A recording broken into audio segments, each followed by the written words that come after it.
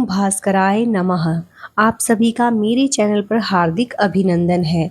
आज हम रविवार व्रत कथा का श्रवण करेंगे। सर्व मनोकामनाओं की पूर्ति हेतु रविवार का व्रत श्रेष्ठ होता है। इस व्रत में प्रातःकाल स्नान आदि से निवृत्त हो स्वच्छ वस्त्र धारण करके शांत चित होकर परमात्मा का स्मरण करना चाहिए। भोजन एक समय से अधिक नहीं करना चाहिए। भोजन तथा फलाहार सूर्य के प्रकाश रहते ही कर लेना उचित है। यदि निराहार रहने पर सूर्य छिप जाए तो दूसरे दिन सूर्य उदय हो जाने पर अर्घ देने के बाद ही भोजन करें। व्रत के अंत में व्रत कथा सुननी चाहिए। व्रत के दिन नमकीन तेल युक्त भोजन कदापि ग्रहण न करें।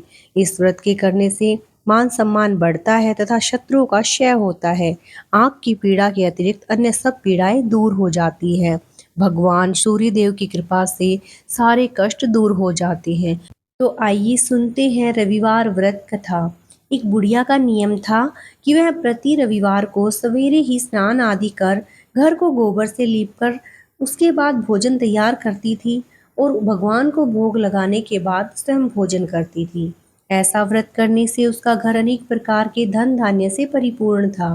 श्री हरि की कृपा से घर में किसी प्रकार का विघ्न या दुख अथवा कष्ट नहीं था। सभी प्रकार से घर में आनंद रहता था। इस तरह कुछ दिन बीत जाने पर उसकी एक पड़ोसन, जिसकी गाय का गोबर वह बुढ़िया लाया करती थी, विचार करने लगी कि यह वृद्धा हमेशा मेरी गाय का गोबर ले जाती है, इसीलिए अपनी गाय को घर के भीतर बांधने लग गई।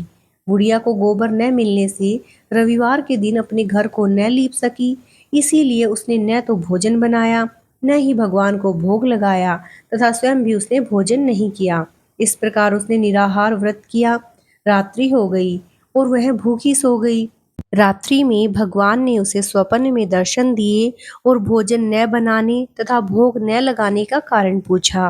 वृद्धा ने गोबर न मिलने का कारण सुनाया। तब भगवान ने कहा कि माता, हम तुमको ऐसी गाय देते हैं जिससे सभी इच्छाएं पूर्ण होती हैं, क्योंकि तुम हमेशा रविवार को गाय के गोबर से लीपकर भोजन बनाकर मेरा भोग लगाती हो, फिर उसके बाद स्वयं भोजन करती हो। इससे मैं खुश होकर तुमको यह वरदान देता हूँ कि निर्धन को धन और बांझ स्त्रियों को पुत्र देकर दुखों को दूर करता हूँ।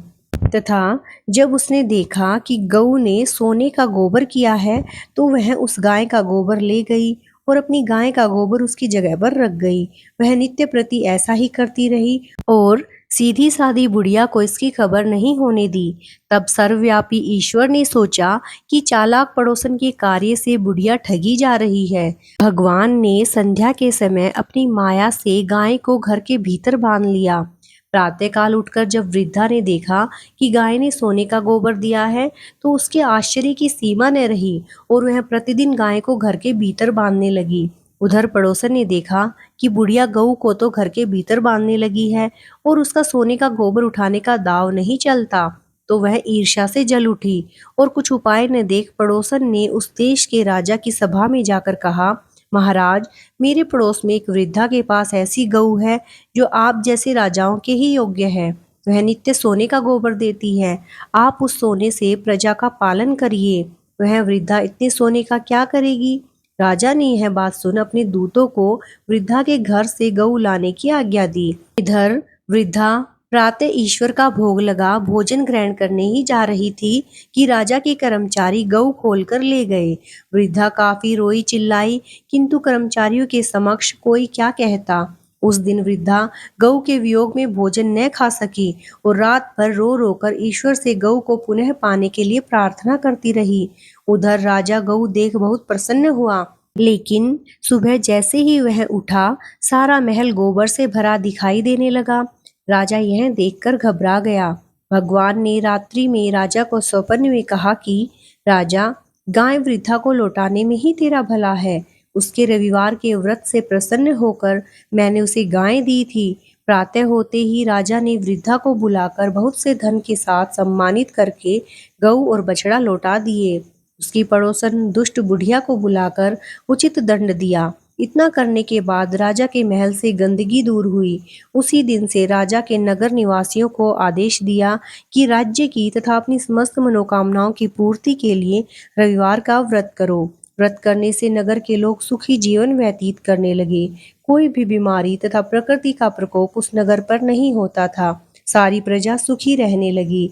इस प्रकार भगवान सूर्यदेव ने जैसी कृपा बुढ़िया पर की वैसी सब पर करे। ओम भास्कराय नमः। अगर आपको ये व्रत कथा अच्छी लगी है तो प्लीज़ मेरे चैनल को लाइक, सब्सक्राइब और शेयर कीजिए। ओम नमो भगवते वासुदेवाय। श्री हरि विष्णु की कृपा आप सब पर बनी रहे। ओम सूर्याय नमः।